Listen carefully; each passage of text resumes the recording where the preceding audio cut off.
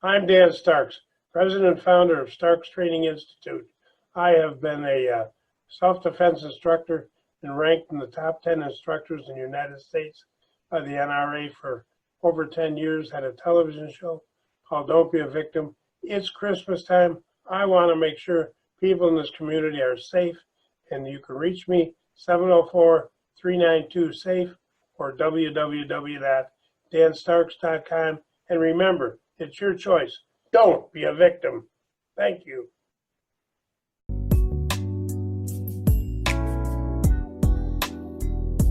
Airing tonight on Shine Your Light Radio Ministry at WYTV7 in Charlotte, North Carolina. So excited for this upcoming interview. I think you're going to learn a lot.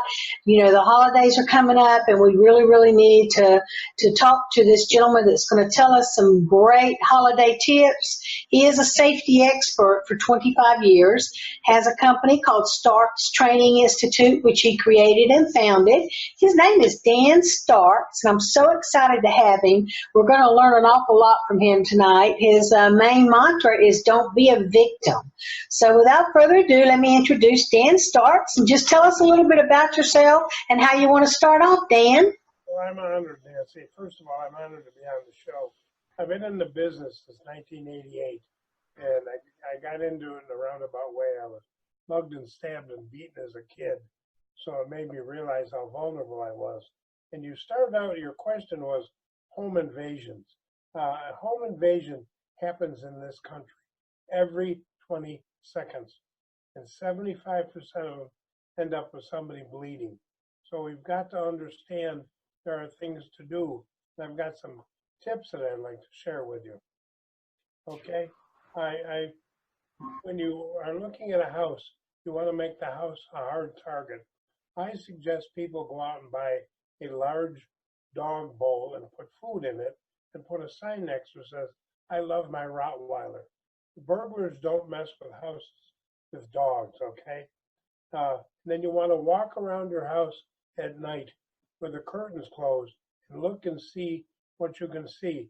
People with blinds don't understand. If you're on the second floor, you want to have your blinds pointed down. If you're on the first floor, you want to have your blinds pointed up, because otherwise people can look in from the street level and see what's going on in the house. So I mean, it's very important to take a proactive approach to your well-being. Yes, sir. Oh my goodness. We're going to get really deep into this. I have a lot of questions for you, but tell us first, Dan, the difference in self-defense and self-protection. Yes. Protection is the proactive, preemptive things you do before you become a victim. You lock your doors, you close your blind, password protection. You look at your life through the eyes of a criminal. Say, what is there about me that makes me a person of interest? When self-protection fails, that goes into self-defense. That's you an ugly feral man, and that's when you're really ugly. That's when you have to learn how to fight. Yes, sir. Yes, sir. Okay. Well, I want to ask you a few questions so we can get into this holiday tips that everyone's getting ready to come into, which makes you so valuable to all of us. How can an individual properly shield themselves from holiday home invasions? Which, by the way, holiday home invasions scare me really bad. Yeah, and then home invasions really started out in the 90s. In order to make yourself a hard target, I suggest you invest in prickly shrubs and put them around the door and put them outside your windows. That way people can't get close to your windows, okay? Install a peephole on your front door and then install a hard lock that you can, can't be kicked in. Before you open the door, you always look out the peephole. If you do not know who the people are, do not open the door. That's absolutely right. I appreciate that. And I was telling, as I was reading through all of your stuff, I was thinking about that most popular movie. And I don't mean to make light of what you're talking about, but if we think back to that popular movie that's a classic now called Home Alone, some of the things that that young gentleman did when he was home alone is really a lot of common sense stuff that you're really telling us to do. But I like to add a little humor in that because that just amazes me when I read through everything you were doing to think about Home Alone really is a more common day thing that we see and we all watch and we laugh at the movie, but it's a very, very serious thing that we're talking about during the holidays. So And we let our kids travel the most dangerous highway in the world, the internet. And what they tell people on the internet can be deadly. So it's got to be really critical that parents have the control over that. absolutely. Isn't that the truth? I'm telling you what, this internet thing scares me and kids are just so on it all the time playing games and just really I even have an instant with my son, my grandson, who's 15 now, but when he was 13 he was playing a game and he didn't know who he was playing against. Someone asked him if he could play against him. Come to find out it was a grown man and I told my son, I said, no, you don't let them do that. You have to monitor everything they do because there's predators on the internet. Well, anyway, let's get back to the home invasions. In the event something happens, what is the course of action for single moms, women, and elderly people who may possibly live alone? What's I to would do? suggest if you're living alone, you always carry a cell phone in your pocket. And that way, if you have any problems, you have access to 911. I also suggest that people put something like an OC pepper foam, which is an aerosol repellent, and mount it by the door. So if you need it, it's right there in your hand. It's not going to do you any good if you're at the door and it's in your dress. So you just want to be able to. And what that does, when you spray somebody in the face, it takes away their vision and makes it hard for them to breathe, giving you an exit strategy. Of course, firearms another option. Makes some really good sense.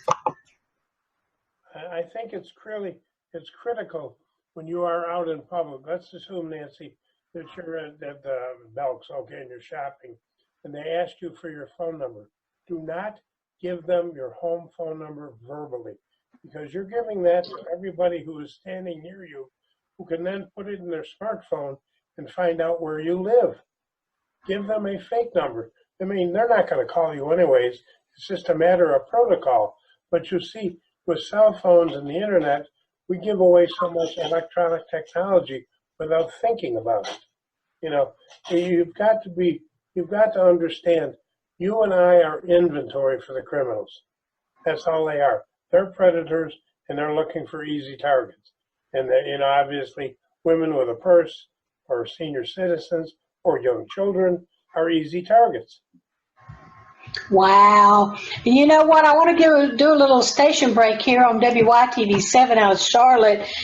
I'd like for all of our viewers that are watching and listening to go to WYTV7.org and go to contact and get a copy of the tips that Dan's talking about tonight. And also there's a safety quiz out there that you can take, which is very helpful. It's very enlightening and very helpful. All we're trying to do is make you aware during the holidays so maybe you can prevent some really bad things that are happening and what to do if something does happen to you, okay? And but I have a couple of more questions, Dan, that I really want to talk about. What are people doing negatively that can put them at risk for home invasion? First of all, they don't think it will ever happen to them. They're not preparing for it. I have been in this business 31 years. Every victim I've ever said, why? They said, I didn't think to lock the door. I didn't think to look in the back seat. The mind's the most lethal weapon we have. We have to understand it's the 21st century. They walk amongst us.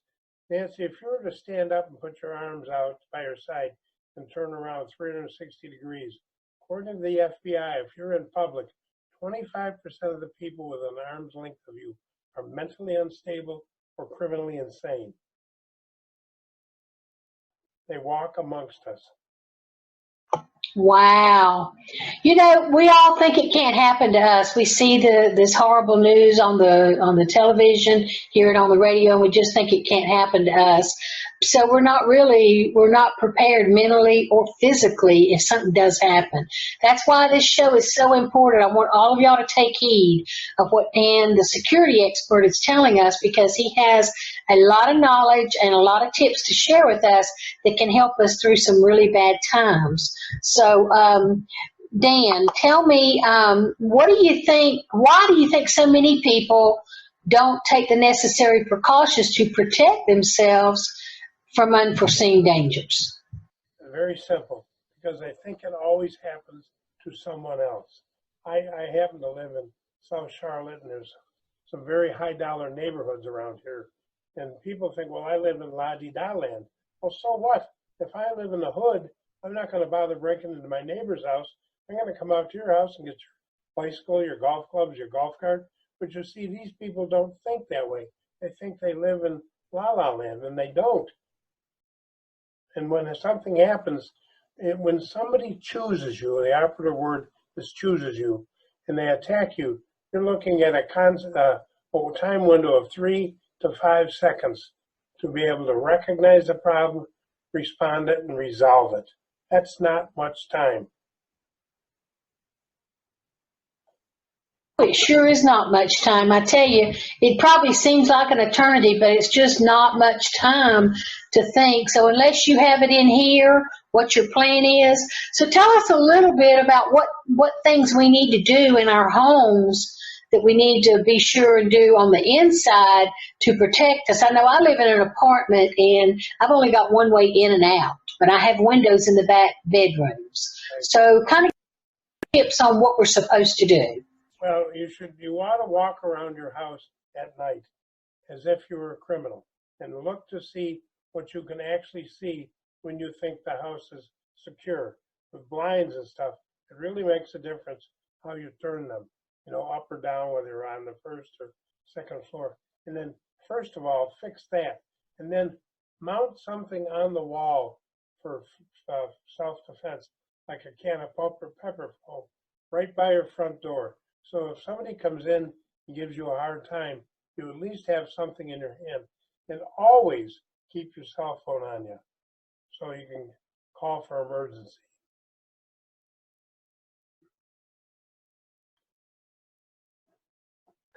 You say something about have a code word. What is that about? If you have children, if you have a family, you have a code that says, okay, we need to get out of the house.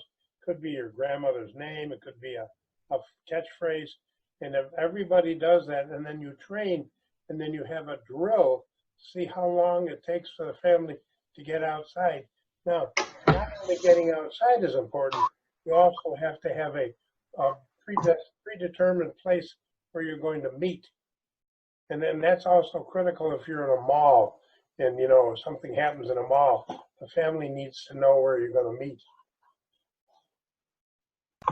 Absolutely. That's absolutely right. Let me go down through here. Okay, let's talk a little bit if we're hosting a party or an event at our home during the holidays, which we all do. We have a lot of people over. Most of the time it's family, but it could be, extended family. So how do we protect our personal information if we have a lot of people in our home? Well, first of all, I think there's got to be a place where ladies can put their purses that only family members can accompany them to it. In other words, when I was a kid, we used to go to my grandmother's, we used to go all put our coats in one room. Well, it was all family. Well, now we have extended family, you have friends and stuff, and you want to protect your financial information. You do not want to leave checkbooks around. You do not want to leave prescriptions around, because all somebody's got to do is come in, take a check out of the back of your checkbook. You won't know it for a while, and then you're going to go to use your checking account and you've been bled dry. And the same thing with prescriptions. They're getting these things, they're selling them in high schools. So you've got to take things like that that are critical and make sure that they're secured. And, most people coming into your house would understand that. they would respect that, the fact that you're protecting their good being. I have a bad habit of taking my purse with me, and when I go somewhere, and I actually will leave it in my car under my seat instead of take it in. That's a no-no, right? Not only is it a no-no, you should never, as a matter of fact, you should not even have your GPS in your car take you to your home. It should take you to a home in your neighborhood. Because if somebody steals your car and the GPS takes you home, and then what do you have? You've got your garage door remote in there, so that allows them to get into the house. You know, you have really what you need to do is look at your life through the eyes of a criminal and say, what are the chinks in my armor and how can I fix them? And you have to understand, criminals are predators. They don't care who you are, where you work, where you play. All they want to do is get somebody who's available, accessible, and vulnerable. And the unintended consequences of crime is absolutely astronomical. It can be job altering, life altering, marriage altering, you know what I mean? So you have to understand, and it's crazy out there.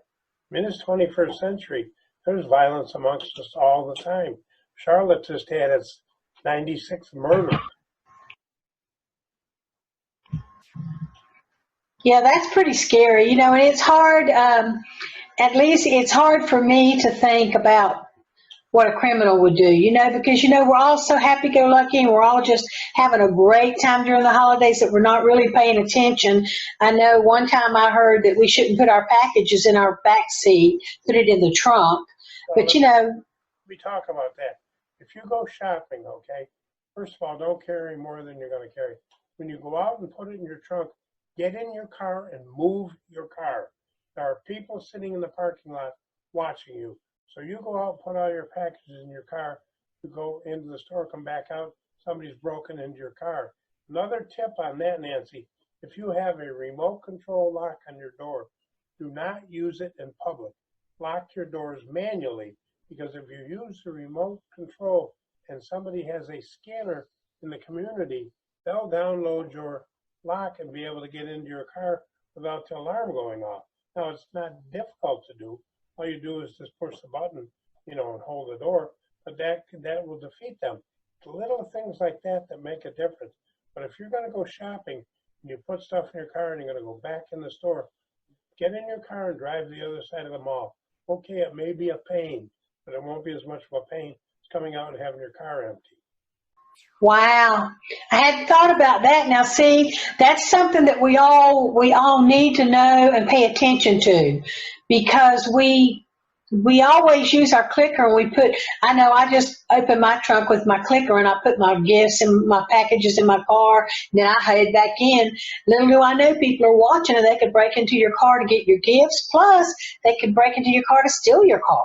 So absolutely, that was some great advice there. I hope everybody's paying attention.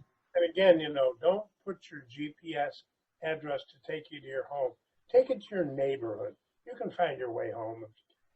And also in your cell phone, don't identify mom, dad, sister, because if somebody steals your phone, text mom, hey mom, I need some money. Mom's going to think it's daughter, granddaughter, and often, put your mother's maiden name in it or her nickname. That way, if somebody steals your phone, they're not able to identify the relationship you have with that person. See, the whole thing about being able to defeat criminal is to think like one, look at your life through the eyes of one, and then say, okay, I need to fix this, this, and this. Wow. Golly, thank you so much for that. I see an Emmy behind you. Tell us about your trophy that's behind you. You're an Emmy Award winner. I was blessed. I had a television show on NBC called Don't Be a Victim for 11 years. And for 11 years, we walked the red carpet at the Emmys, and I actually brought one home. I also had a show called Partners Against Crime. I was nominated 7 times for an Emmy. And I worked with the Charlotte-Mecklenburg Police Department handling cold case murders and things of that sort. It was a really fun time in my life. I love that. That's awesome. I forgot to mention that you were an Emmy Award winner. So that's really, really special. And I'm so excited again. Today we're talking to Dan Starks. He is the security expert, been an expert for 25 years on security, has won an Emmy for his show that he had several years ago. And his mantra is don't be a victim. So if you're just joining us, please realize that this is just such an awesome, awesome show that we're taping because we are trying to make sure that you're prepared for the holidays and maybe we can cut some crime off at the beginning before it ever happens. So go ahead. Connie and I were knighted into an ancient knighthood of Isle of Malta by the Prime Minister of Budapest. All the lives we've helped save in this country, and it was a outstanding tradition.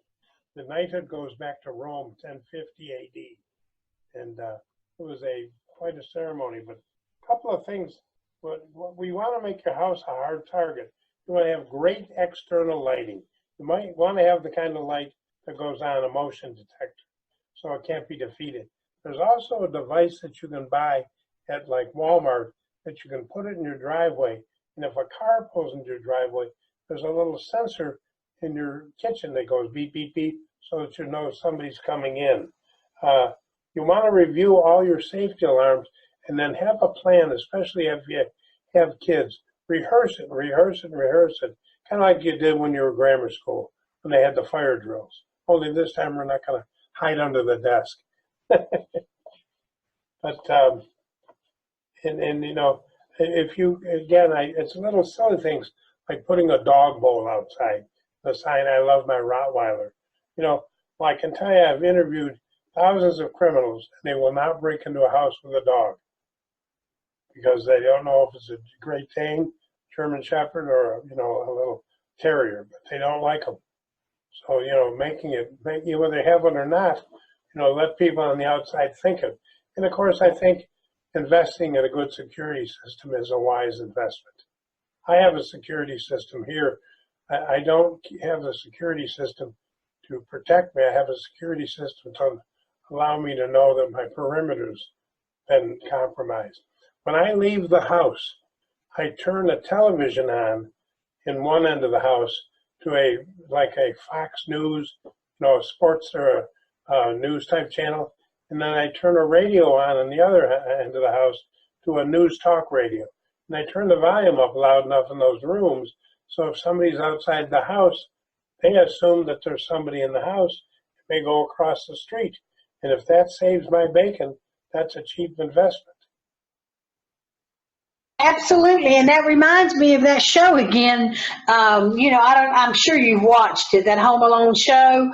He did that. You know, he had people trying to break into his home. Of course, he's probably a 13-year-old at Home Alone, and he's like turning on a movie that's like You Dirty Rotten Scandal and things like that. And these robbers are basically hearing it on the outside, and they're like, my goodness, he even showed people dancing shadows, dancing in the window. But it really does remind me of a lot of things that you're talking about, just common sense things.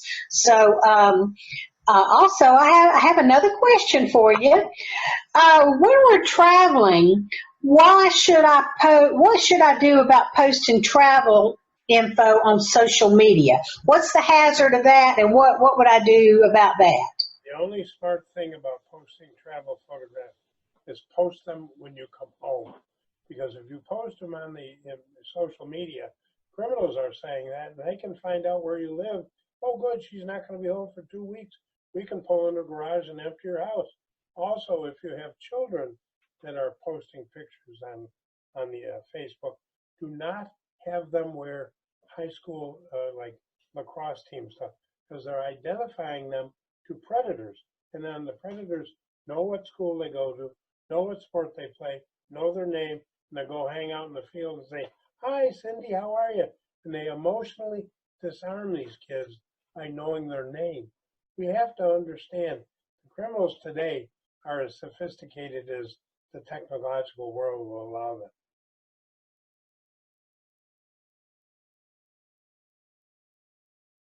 Yes, sir. That's absolutely true.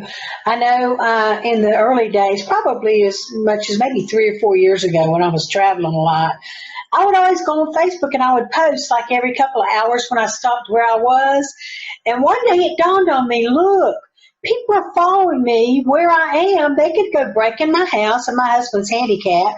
They could hurt my husband or they know I'm not home or whatever. So I stopped doing that because there's that special thing, especially on Facebook where you can tag where you are at a certain point in time, take a picture, whatever. But that's really very dangerous because who knows? You also have to be very leery of people approaching you in public and asking you a question, what time it is, where Best Buy is. They don't want to know that. What they're trying to do is emotionally disarm you, get close enough to you to control you. Hmm. And of course, somebody's talking to you, what's going to do? You're going to let them get close to you. And the closer they get to you, the more chances are of you becoming a victim. So you need to be able to put up your hands and say, "Do I know you?" And then you let them. It's not an aggressive posture, but it's hey, don't come near me, and that'll turn off most people, or at least let them know that you're in tune with what they're trying to do. And you've got to be when you're out in public, you've got to be aware of people that you see. You're at Belk and you see this person. You're at Harris Theater, you see this person. That's not a coincidence. It's not a coincidence. It's probably somebody who's following you, thinking, "Oh, maybe I'll attack this person in a parking lot or whatever." You're standing at the counter and you give out your phone number. They write down your phone number. They know where you live. They look over your shoulder. They see your credit cards, your cash, so they know now that you're a viable target. You've got to be very, very different and dealing things differently in the 21st century. It's a different world out there. It really is. And we see it on the news all the time, but we don't think it can happen to us. We only have a few more minutes, but I want to be sure and everyone knows how to reach you, Dan. And also I want to remind people again that WITV7 is a nonprofit. We do take donations for WITV7 and we use it to publicize and promote our broadcast internationally, as well as we do a lot of things in the community also. We do financial literacy, we do regular literacy, we feed the homeless. There's a lot of things that our nonprofit does that's really, really good. But I also want to remind you to go to WITV7.org and to the contact page and get those tips and request that quiz that Dan has graciously shared with us, because I just think it's so vitally important. I really want to try to stop some crime this holiday season, and that's what this is all about. So Dan, before we go, we only got a few more minutes. Would you like to share some of your information of how people can reach you? I absolutely would. First of all, I want to commend you on what you're doing for the community. It's a great social involvement. I can be reached on my website, danstarks.com, and that has email and access to me. Or you can email me at www.danstarks.com. Either one. And I'm open for kind of thing. We work with all types of communities. I am known as the Realty Self-Defense Guru in North and South Carolina. I also offer campus safety courses for mothers with new moms, senior citizens. I actually put together a course for mall walkers who get to the mall at 5 in the morning. Because the bottom line is, criminals don't care who you are. We're all inventory for them, and they're going to come out looking for you. And if you're not prepared and they do something to you, the unintended consequences of it are devastating. Yes, sir, Dan, and I thank you so much for being with me and letting me talk to you for a few minutes about some very, very important safety tips for the holiday seasons. And I'd just like to remind all our viewers that we are going to have Dan back, and we're going to do a part 2 of holiday safety. That'll probably be in December when we do that. So I'm so excited, and again, thank you all for joining us. I hope you've learned a lot, and don't forget to go and get your security quiz and your tips off of WYTV7.org.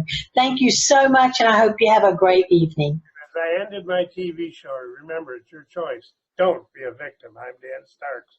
Thank you. Absolutely. Thank you, son. Your choice. Don't be a victim.